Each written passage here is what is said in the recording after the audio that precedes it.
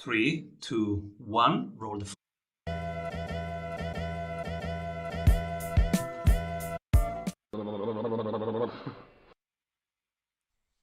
Welcome back, everybody. I'm Simon Severino, your host, and today we explore with the head of DevRel of Ably Real Time why you sell more based on pain versus aspiration, how you can fail with the best tech in the room, and what stories you need to tell. Welcome, everybody. Ben Gamble.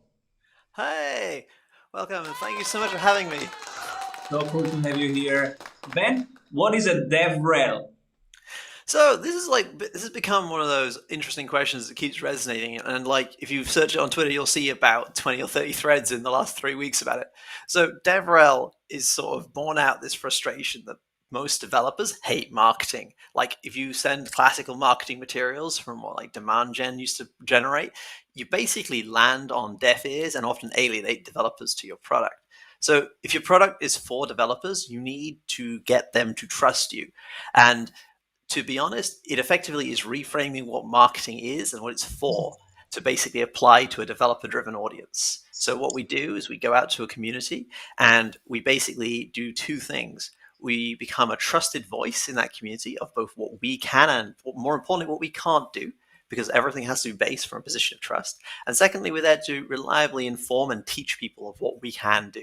I know that second part sounds like classical marketing, because quite frankly, it is.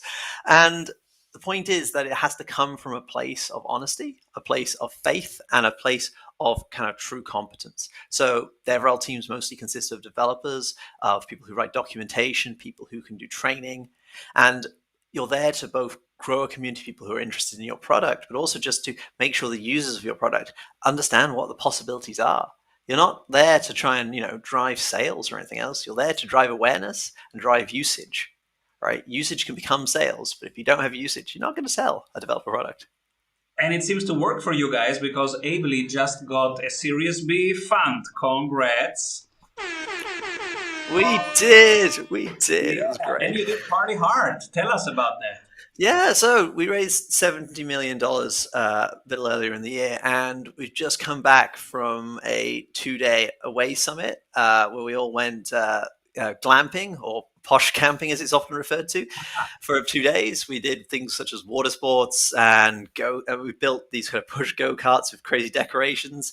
There was some ambitious morning yoga the night after the party as well, which, should we simply say, was not well attended.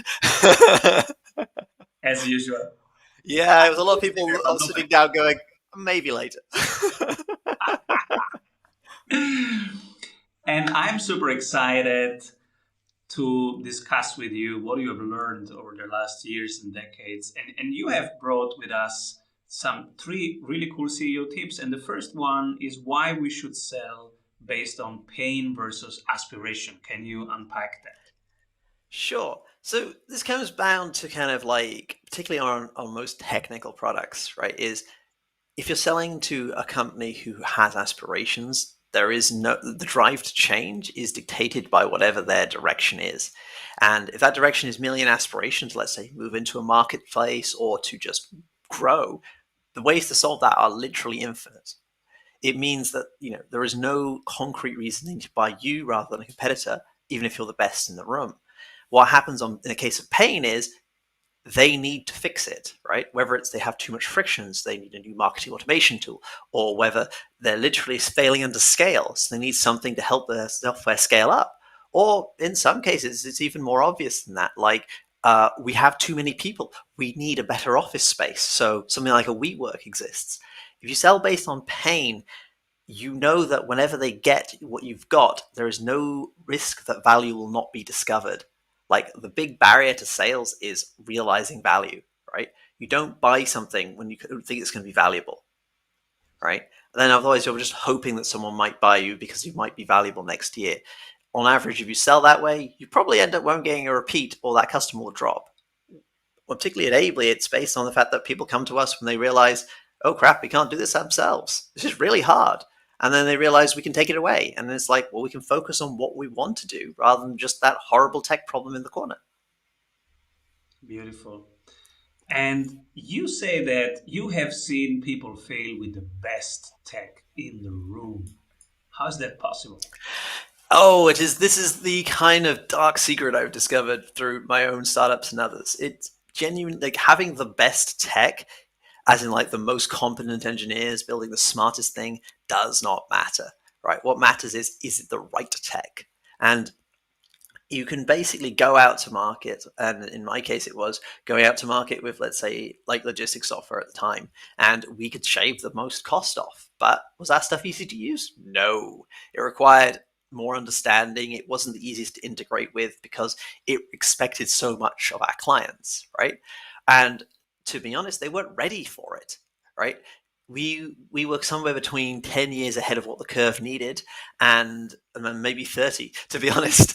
Like, we had people using physical AS400s. Like, they would have been happy with an Excel plugin, and they would have probably paid us more for that than we were willing to charge for our current product. And it's like, having the best tech in the room means you have invested a lot of money and effort, and it's expensive to build. The best engineers are expensive, and you will fail because you might run out of money to do the marketing job. You need to sell the best tech in the room before you ever get to the market. I love it. We had yesterday, and I want to hear more about your specific experiences. We had yesterday one of the global futurists that is booked to tell people what's going to happen next, and he said the way he can predict, like 14 years before, what's going to work in his Mm-hmm. books, is a simple framework. And the first thing is what is a hard trend and what's a soft trend. And he only goes for hard trends. Hard trends he defines as it's gonna happen no matter what. It's just a question of when. And then there are soft trends, it might happen. Like, so right now Bitcoin is a hard trend, but many altcoins are a soft trend. And so he goes only after one hard and then goes that trajectory. And I guess if we merge these two concepts and if we say, okay, we are going to heavily invest in this technology and be frontier there because it's going to happen no matter what, it's just a question of time, then you might even incorporate some Excel stuff temporarily. But on that path, you can push forward and you can, with lower risk, really go all in. But tell us about the real stories that you have experienced, because this is the best when you hear the real entrepreneurial stories. So the hard soft trend stuff. So way back when I was big in augmented reality, like I went, like my first job ever, I basically spent my time as a consultant basically trying to sell some of the bigger corporates, and the AR was the future. Like everyone from like the board of Unilever to like a bunch of med tech and defense crowd on this. And everyone was like, wow, this is a great thing. And like the running joke was every bit of the tech was 10 years old at the time. And the funny thing was, it looked like it was the future. And then I, went out on my own, built a startup around it, and we were one of the trending Google Glass apps at the time, which is a complete blast from the past these days. I know it's crazy. You can go see our old YouTube video of what we put out for the actual app itself back in 2013 or something crazy. But the fun thing there was like augmented reality, I think, is a hard trend, but my gosh, are we not there yet? Like, if you start to look at what the actual barriers to entry are, they are huge. Is the industrial applications happening now? Oh gosh, yeah, booming industry. Facebook is hoovering up every decent AR engineer there is, right? And quite fundamentally, VR is basically just the transitionary period, and you can see this happening now. And in what I do now at Ably, like we are a way to make websites and user experiences real time, as in you click a button, the thing happens there and then. You get a response there and then. Everyone wants that. That's a given. We know they want this because quite literally every single UI developer, UX developer wants their stuff to be instant. They don't want people waiting for the wrong reasons. So we know it's a hard trend, but are people ready? The answer is sort of. And it's that kind of like saying the right thing versus like saying like how real time do you need it is always now the question. Somebody showed me a website and I was shocked because I realized that websites are an old technology that will soon be overcome. And for me, it was new. So for many, it will be new what we unpack now. How will websites of the future look like in the metaverse, in the you get the Ah, reality yes. instead of a representation of the reality. So what's going on there? So the metaverse is like the most fascinating thing because it harkens back right to the like kind of the sci-fi vision in the 80s of things like William Gibson and Neuromancer, to the Matrix in the late 90s, to Ready Player One in the kind of mid 2000s as a book, and more recently as the movie. And like there are companies going out and trying this. I like worked at a couple of them. Like Improbable's big vision is this meta is basically the metaverse, the idea of being able to simulate enough stuff that you can actually immerse yourself in it. And what is a web page? A web page effectively it's a compromise. The whole technology is like just a compromise on what is the easiest, lowest common denominator tech stack we could give someone. And then from that point onwards, it's been built upon and built upon and built upon. And is it fragile? No, because it's actually because of the amount of billions of dollars spent. But it is starting to look like there will be a shift, though I reckon it's going to be an embedding and a twisting and a mixing rather than a replace. Like when you're in this metaverse type thing, and your web page has to be more than just text on a page. It's more than just some shiny buttons. It needs to respond. And this is where things like, what are the rich APIs you have? Like, I've got an Alexa behind my head somewhere. And like, that is an example of something trying to be more than just, another user interface you've got to look at and click, click, click, click, click on. Right. You can talk to it. It will answer you. It might even interrogate you with some questions to get a better understanding of what you want. And as we move to these kind of more, should we say, interactive experiences and more, well, natural, to be honest, experiences, we're going to get to this point where there are points, some types of information that do and don't work. And that's where the fascinating meld between the true metaverse everyone kind of imagines, like the Star Trek computer, versus what actually we know works. Like spreadsheets are still around for a reason. And I'm going to keep coming back to those. Like they are still the gold standard of putting numbers in front of someone for a good reason. The spreadsheets are amazing. And when people ask me sometimes, but Simon, can you explain what is Bitcoin? And because you're bullish, but come on, can you explain it to a kid? And I would say it's a spreadsheet with one very clear set of rules, and that is fixed and it's transparent, and everybody can retrace everything, and you cannot remove anything, and it's limited. It's a spreadsheet. Imagine a spreadsheet where you are not allowed to edit the cells after you've wrote them. Exactly. Therefore, think how many calculations you got to do to guarantee that you and I don't edit the same cell. Exactly. And it's still out there, and I'm still using it. And we are partnered with Google, and they tell us how to do it even better, and that my Google Sheets should be even more like this and like that. But it's still the basic great technology. Hmm. Why? Very Why? much, yeah. Yeah. Sorry. Why actually? So the thing about it is that like what people need. It comes back to a bit of what people need, right? Is we want the ability to see things in front of us. We want to be able to manipulate the data. We want to be able to then reformat it rapidly. Like the whole Tableau promise, if you remember, Tableau is like it was to be able to take the data and then rapidly be able to create your charts. But that's never quite enough. You often need to run a quick function on that, like sum it, subtract, subtract what I believe to be true, or the convert, or like maybe I'm about 20% confident that that number is true. So I'll make a new version of that data below it with 20% less on that column. And now I can then do it again. It's the ability to say, I've given you the raw data and enough confidence that I can go backtrace your math, but I can then do my own. That's why I think spreadsheets have just become so unbelievable. Also, they tend to work. Like, most replacements I've seen, do they actually work is a question I'm always asking.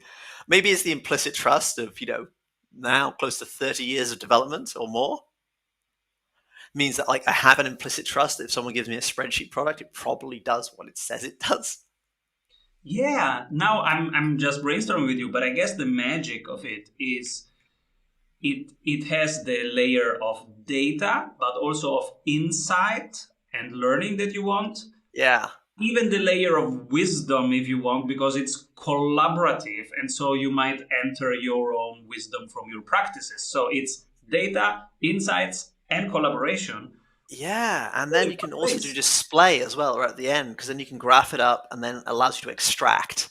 And that Super last like visual, Super Yeah. easy to visualize changes up and down by colors. And that's what you want to know. Are we winning? Are we losing? Are it's going up? But we can Exactly, also but put then interrogate it once you've got past that. It's always that kind of like the two-way street, isn't it? You get more and more simplified, extracted value, just that big headline green, red number, followed by, great, it's green. Now, why is it green? And you can go back down that hill and understand all the details. yeah, and you can zoom in and out in a couple minutes Mm. in these both layers of understanding.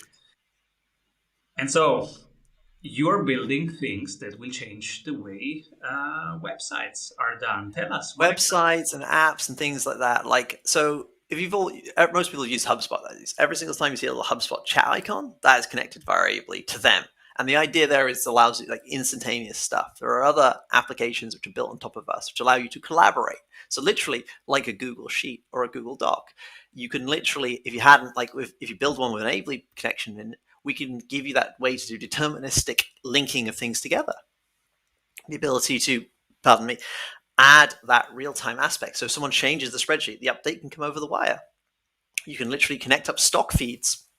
We actually host a bunch of like live stream Bitcoin prices and other coin prices just because it's fun. Like we got a couple of example apps now on our GitHub where you can just download and go and use that free data because we want to show you what you can do when things can change in front of you. So if you imagine your spreadsheet, right, it's great, but it tends to be static. Now, if we give you a live feed at the top, so you have one page where you basically go, give me a snapshot. And then you have the next page, which is, let's see what my model does. And the ability to have that data in a reliable way, a secure way, in a fast way, and to any number of people is that kind of promise. Like everyone thinks like event-driven stuff, and they say Kafka. The answer is, yeah, Kafka is wonderful, but it's inside your data center. What happens when your users around the world? What happens when it's no longer really about a secure connection? It's about I'm over the internet on my iPad, but I'm on the beach in Bali because it's the modern way of working. You need a connection to that person, and that's what we exist to do. That last 100,000 miles, effectively, because it's from that wall in the data center to the outside world. So it's often referred as last mile, but it's really the last 100,000. And I'm so curious who you nominate for the strategy award after one word from our sponsors. Hey, if you like the tools, go grab them for free at strategysprints.com/tools. When everybody zigs, this person is zagging. But from your perspective, they're doing the right thing. Who do you pick? So I'm gonna pick a guy called Nick from a company called QuestDB. Like everyone has been moving up the stack over the last few years, right? Everyone's like more abstractions, more kind of high level concepts. And what that's meant is there's a growing number of products which are very easy to use and often quite rich in their usage, but the fundamentals haven't moved on. It's like more and more companies are built on top of, should we simply say, proven tech rather than saying let's actually change the basics. And like what the QuestDB team have went done is they've said actually the basics aren't necessarily good. Time has moved on. Like the chips they were built for no longer are really used anymore. Let's go back and actually re-engineer the absolute core layer for speed. They've done a frankly incredible job of simply saying if it's right at the bottom and all the building blocks are right, everything on top sort of matters a little bit less because we know it'll work. So they've re-engineered a full database layer from like literally the storage upwards to be fast. And it's so fast that it almost like there's so many things that don't matter so much from a usability standpoint because you can do the simple thing. You don't have to be clever about usage. It's just fast. And they've gone the other way. Like they've not tried to be like integrate every single thing in the world. They've just gone, nah, we'll give you the most standard interface we could think of, and we'll make everything below the line, and that's what we'll do. And they've gone below the line rather than above, which is where they've completely zigged rather than zagged. Wow. 3 books that inspired you. Okay, the biggest one is definitely Predictable Irrationality by Dan Ariely. A wonderful, like, it's a snapshot tour of a bunch of the kind of just like the way people behave and why, and understand, and gives you just little insights into how like cultural thinking and behavioral economics affects things. Like the follow-up book, if you were going down that road, would be Nudge, but Predictable Rationality is like the Freakonomics of that world. It's the intro, And it gives you that enough flavor to see that buying decisions, thought decisions, and just general decision-making processes are completely predictable, if wildly irrational. And it just helps you think. Next one would be the lean startup, because I still think that like the classic Six Sigma books, lean books, and all those things, they have merit, but quite frankly, no one, at least in our world, tends to work in a 20,000 person organization anymore, right? And as things have become smaller and more agile, we kind of never really changed that thinking. Like the theory of constraint from the 50s is still true, but the modern versions of that. And like the last one is still probably the Phoenix Project, right? Like I think like it's a rare insight book of what technology does from a business focused point of view. Now, as I said earlier about you can lose with the best tech in the room. You lose if your tech is the best but doesn't solve a problem. It doesn't solve the core of the problem, or it doesn't solve the problem fast enough. So in the Phoenix Project, it's about this out of control. It's a story based about an out of control, overspending, overrunning technology behemoth of a project, which doesn't need to exist anymore and have sort of gone past its original remit and is still late. And because of the main point of view character is not a technologist, he's a manager and a senior kind of stakeholder in the business. But because of that, the actual technical details have been removed because they're specific to a company. Therefore, they're irrelevant to the story, in my opinion. And it's the one thing I wish every engineer would read because it's not about engineering. It's about what engineering is for. And everyone wants to go and build the next React app, the next thing which is all service, the next thing on Kubernetes. And it's like, forget that for a minute. What are you solving and why? Tell me why this exists. Tell me why it's important. And the takeaway from the Phoenix Project is not about just engineering good practice. It's about what is value. So predictable rationality. Things are highly emotional, but they have patterns, and here you can study the patterns. Lean startup. The industrial age is over. The concepts and principles apply, but how do I apply to the digital, to the lean age? And the Phoenix Project. What is the role of technology in business, and how to tackle that? Beautiful. What can technology do for business? Yes. Beautiful. Thank you so much. And so when you look forward, you just hit 70 million that you are going to invest now to do things even more awesome. What excites you? What are you going to do with the 70 millions?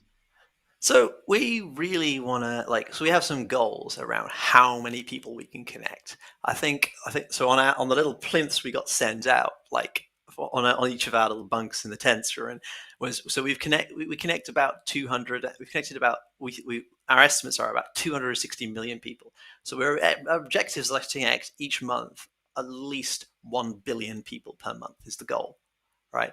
Through our services, because we are the thing that other things are built on. Now, what that means is we want to basically help, push forward in everything collaborative that happens on the internet, whether it's on a mobile phone, whether it's on a website, whether it's on an application on your device, whether it's an IoT device. And our whole thing there is by doing it with scalability, reliability, and durability, and speed. And the key thing about that is we want to make sure that we don't lose sight of what people are doing. And that's where the investment becomes a big thing. Sure, we could burn all that money into a big lot of tech spend, make something super clever, and we will to a certain extent. But it's really about keeping our eyes on what is happening and why, and what's happening next. So things like collaborative frameworks, we're looking to build into those, support what already exists, and plug on top of it.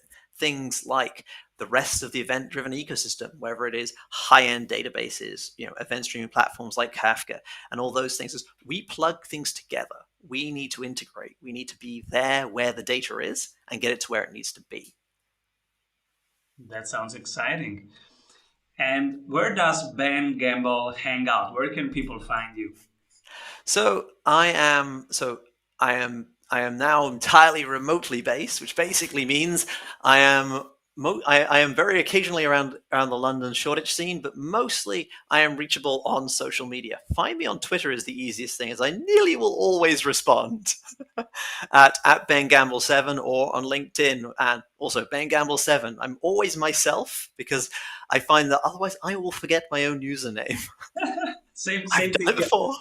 I'm in all these Discord and Telegram worlds where everybody is called Wolf77, and I go, I cannot remember all his name. I'm just Simon. Everywhere Simon. Exactly. Same on Discord, by the way. If you find me on Discord, I am Ben Gamble 7. I believe there's still a cherry pizza meme at the start of my name from a joke from a game studio I used to work at, but I've been too lazy to change.